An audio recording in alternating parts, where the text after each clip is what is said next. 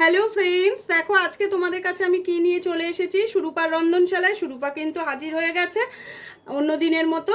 আজকেও দেখো, আজকে একটু পাঁপড়ের আলু দিয়ে কালিয়া মতো করে দেখাবো। এটা কিন্তু খেতে খুব ভালো হয়, খুব পুরনো রান্না। আমার দিদা করতেন এই রান্নাটা, আমার খুব ভালো লাগতো।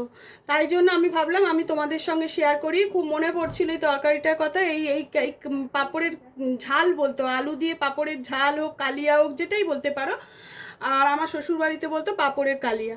যাই হোক, দেখো এখানে আমি কি কি নিয়েছি। পাঁপড় নিয়েছি, আর নিয়েছি টমেটো, কাঁচা লঙ্কা, এখানে একটু আদা কাঁচা লঙ্কা বাটবো, আর খানিকটা লম্বা লম্বা করে আলু কেটে নিয়েছি। তোমরা যদি আলু ছাড়া করবে মনে করো সেটাও করতে পারো, আমি কিন্তু আলু দিয়ে করব। দেখিয়ে দিলাম, এবার রান্নাটা শুরু করা যাক।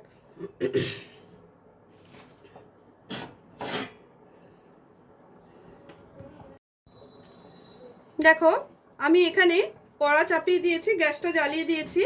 আর মশলার মধ্যে দেখো আমি এখানে একটা আদা বাটা নিয়েছি, এটা কিন্তু শুধু আদা বাটা। এর মধ্যে আমি এক চামচে হলুদ আর পরিমাণ মতো হলুদ, পরিমাণ মতো কাশ্মীরি লঙ্কা দিয়ে দেব। এটা কিন্তু একেবারেই নিরামিষ রান্না। দেখো আমি হলুদটা দিয়ে দিচ্ছি, আর দিয়ে দেবো, গ্যাসটা একটু কমিয়ে দিলাম।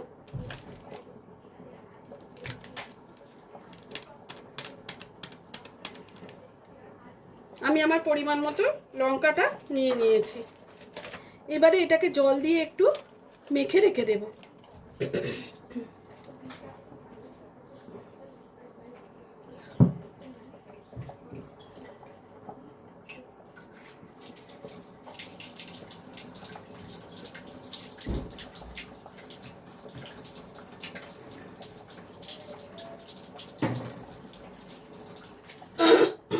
দেখো মশলাটা কিন্তু আমি রেডি করে ফেললাম এবং সেটা রেখে দিলাম।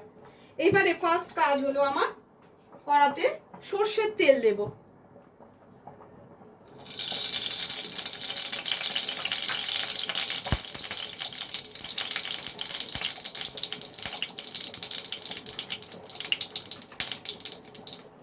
এবার পাঁপড়গুলোকে আমি দেখো ছোট ছোট করে পিস করে নেব।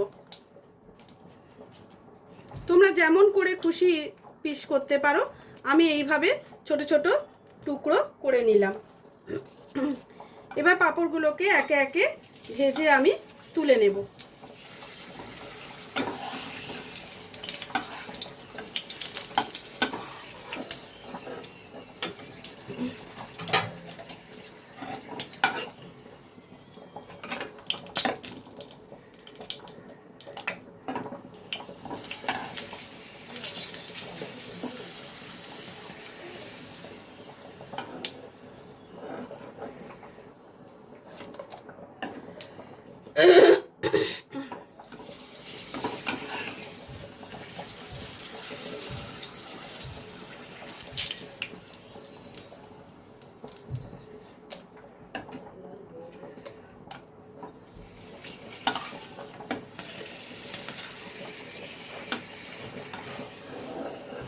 পাঁপড়গুলোকে আমি একে একে ভেজে আমি তুলে নিচ্ছি।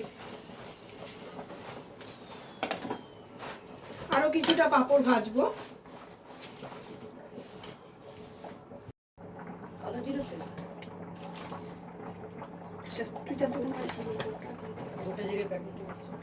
দেখো এখানে কিন্তু আমার পাঁপড়গুলো সব ভাজা হয়ে গেছে। আমি অনেকটা পাঁপড় ভেজে নিয়েছি।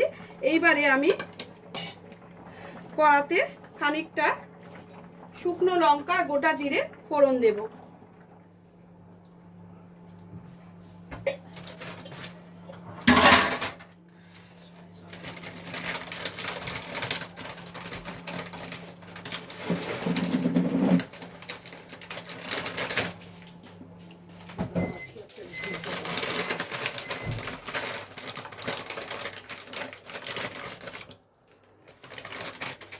আমি কিছুটা শুকনো লঙ্কা দিয়ে দিলাম তেলের মধ্যে।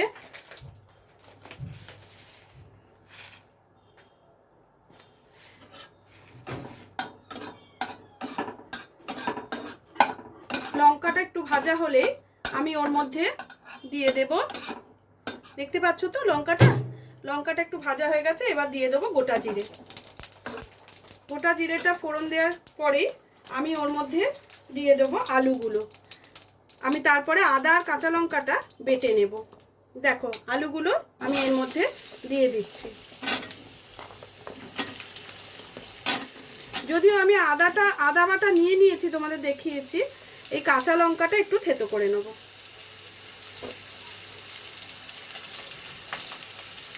এবার আলুটা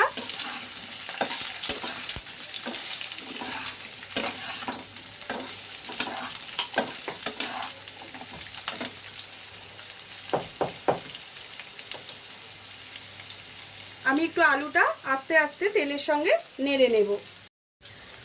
আলুর মধ্যে আমি একটু অল্প করে নুন ছড়িয়ে দেব।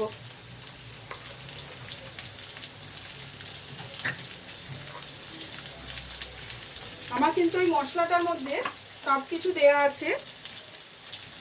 হলুদ, লঙ্কা, আদা বাটা, কাঁচা লঙ্কাটা আমি আলাদা পেস্ট করে নিয়েছি।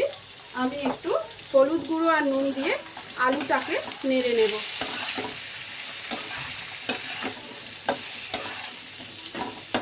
তো নিরামিষ রান্না, এতে কিন্তু তোমার চিনি পড়বে। গ্যাসটা একটু বাড়িয়ে দিলাম। আলুটাকে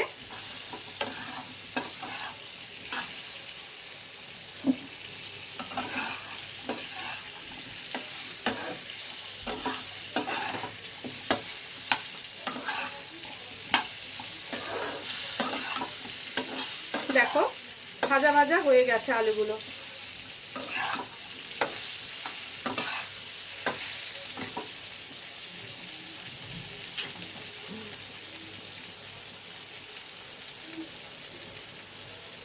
এবার এই আলুগুলোকে দেখো অনেকটাই ভাজা হয়ে গেছে। এর মধ্যে আমি একে একে মশলাগুলো দিয়ে দেবো। দেখো এর মধ্যে ফার্স্ট দেব টমেটো। টমেটো দিয়ে আলুটাকে আবারও ভালো করে কষে নেব, বেশ কিছুক্ষণ নেড়ে নেব।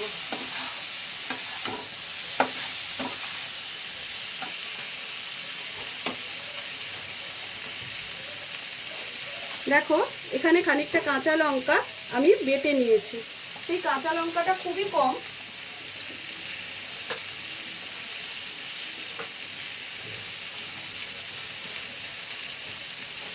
আমি কাঁচা লঙ্কাটা এর মধ্যে দিয়ে দিচ্ছি।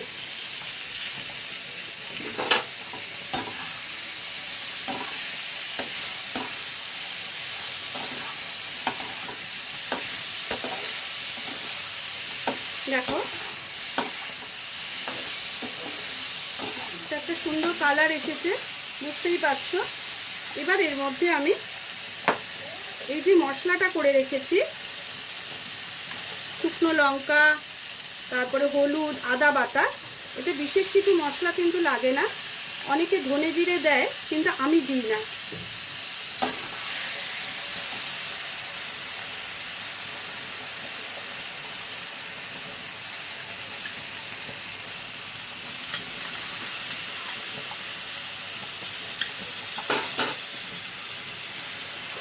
বাটিটা ধুয়ে একটু জল দিলাম, দিয়ে এবারে মশলার সাথে আলুটাকে ভালো করে মিশিয়ে দেবো, মানে ভালো করে কষতে হবে।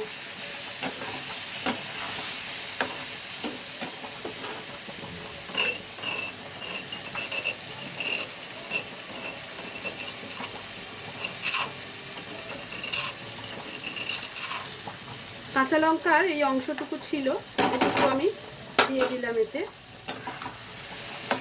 এবার ভালো করে এটাকে একটু কষতে হবে, যতক্ষণ না কষা হচ্ছে এটা কিছুক্ষণ হতে দিতে হবে।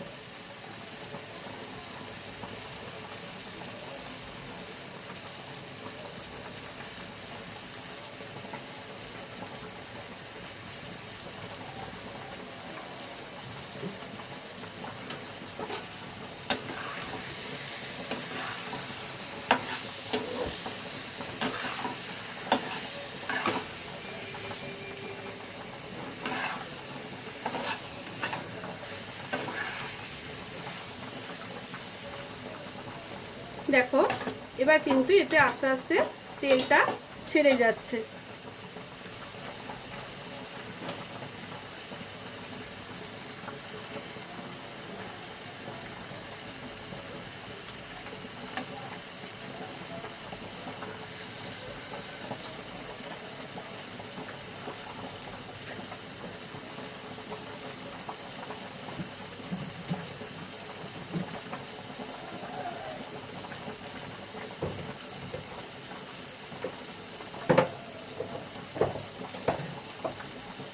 তোমাদের আমি বলেছি যে এতে চিনি দিতে হবে, আমি কিন্তু চিনিটা এই সময় দিয়ে দেব। আমি আমার পরিমাণ মতো দিয়ে দিলাম, তোমরা কে কতটা মিষ্টি দেবে তোমরা তোমাদের মতো দিয়ে দেবে। চিনিটা অপশনাল, কেউ যদি মনে করো চিনি ছাড়া করবে খেতে কিন্তু একেবারেই ভালো হয় না। আর নুনটা না আমি আরেকটু দেব, যেহেতু চিনি দিয়েছি নুনটা একটু কম হবে। এবারে ভালো করে এগুলোর সাথে মিশিয়ে নিয়ে পরিমাণ মতো জল দিয়ে দেবো।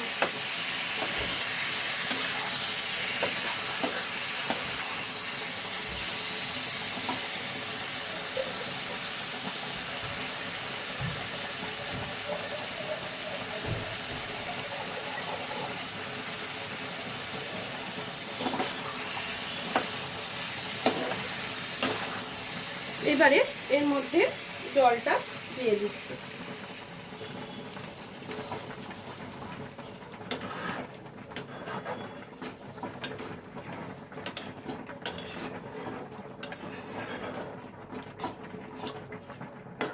এবার একটু চাপা দিয়ে দেব আলুটা সেদ্ধ হওয়ার জন্য। আলুটা সেদ্ধ হওয়া অবধি আমাদের অপেক্ষা করতে হবে।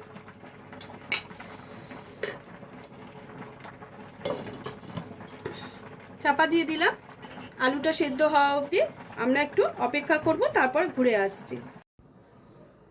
দেখো বন্ধুরা, এবার আমি এটাকে খুলছি। এটা সম্পূর্ণ নিরামিষ রান্না। অনেক সময় আমাদের প্রয়োজন হয় নিরামিষ খাবারের, তখন কিন্তু আমার বাড়িতে তো খুব সবাই ভালোবাসে। বা তোমাদের আমি জানি না। আলুগুলো কিন্তু আমার সেদ্ধ হয়ে গেছে, দেখলে তো আলুটা কাটলাম, পুরো আলুটা সেদ্ধ হয়ে গেছে। এবার আমি কি করব বলো তো, এর মধ্যে পাঁপড়গুলোকে দিয়ে দেব। আঁচটা কমিয়ে দেবে, দিয়ে পাঁপড়গুলোকে এর সাথে মিশিয়ে দাও।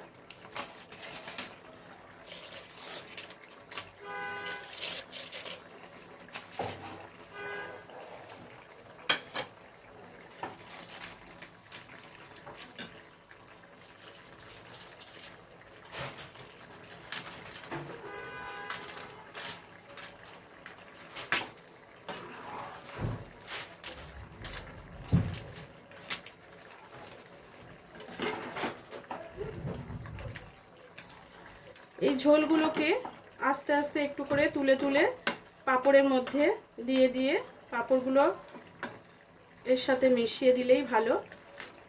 তো একটু চাপা দিয়ে রাখলে এমনি নরম হবে, কিন্তু বেশি জল দিতে যেও না। অবশ্য তোমরা কতটা গ্রেভি রাখবে বা একটু ঝোল ঝোল রাখবে কিনা সেটা তোমাদের নিজস্ব ব্যাপার। তাই জন্যই বারবার বলছি, তোমরা যতটা ঝোল রাখবে মনে করবে। দেখো এইভাবে একটু ডুবিয়ে ডুবিয়ে দিলেই পাঁপড়গুলো কিন্তু নরম হয়ে মিশে যাবে। বেশি চাপ দেবে না, তাহলে কিন্তু ভেঙে গেলে গুঁড়ো হয়ে যাবে। পাঁপড় তো জানোই, আর কিন্তু ভিজে যাওয়ার পর সেটা আর গুঁড়ো হয়ে যাওয়ার চান্স নেই।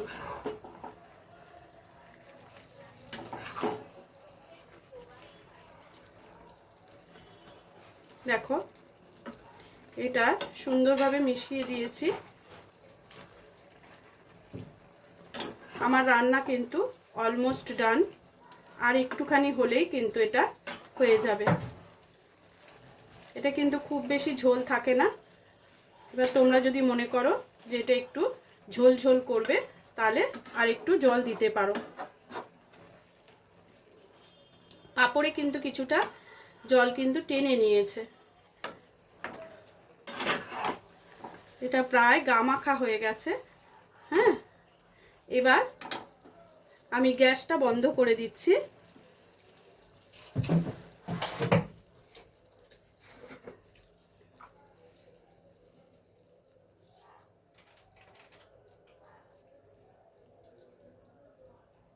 এবার এর সঙ্গে আমি খানিকটা ঘি দেব আর গরম মশলা দেব।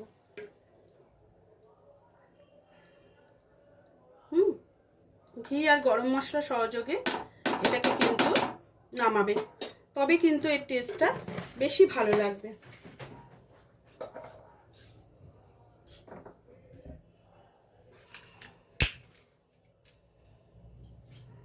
গরম মশলা দিয়ে দিলাম। এটা অ্যাকচুয়ালি ডালচিনি গুঁড়ো, জানো তো, আমি এটাকে ইউজ করি, ভীষণ ভালো গন্ধ এটা। দেখো এটা কিন্তু খুব সুন্দর দেখতে হয়েছে এবং খেতেও কিন্তু অসাধারণ হয়।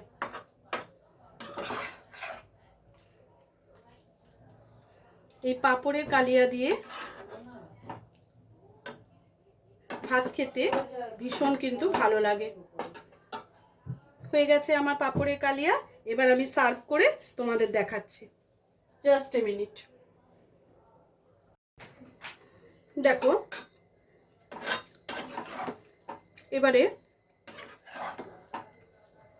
আমি এটাকে সার্ভ করে তোমাদের দেখাচ্ছি।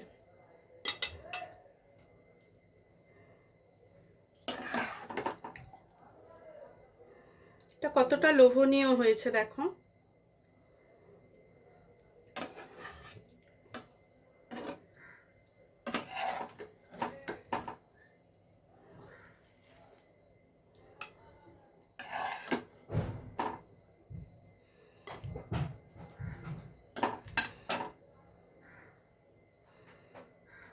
নিশ্চয়ই দেখতে পাচ্ছ কেমন হয়েছে, আমাকে অবশ্যই জানাবে। হয়ে গেছে আমার পাঁপড়ের কালিয়া, তোমরা অবশ্যই খেয়েও করে দেখো। যারা এখনো আমার ভিডিও চ্যানেলটাকে সাবস্ক্রাইব করোনি, অবশ্যই সাবস্ক্রাইব করে দিও, আমার পাশে থেকো। আজকের মতো ভিডিওটা এখানে শেষ করছি, কালকে আবার অন্য কোনো ভিডিওর সঙ্গে চলে আসবো।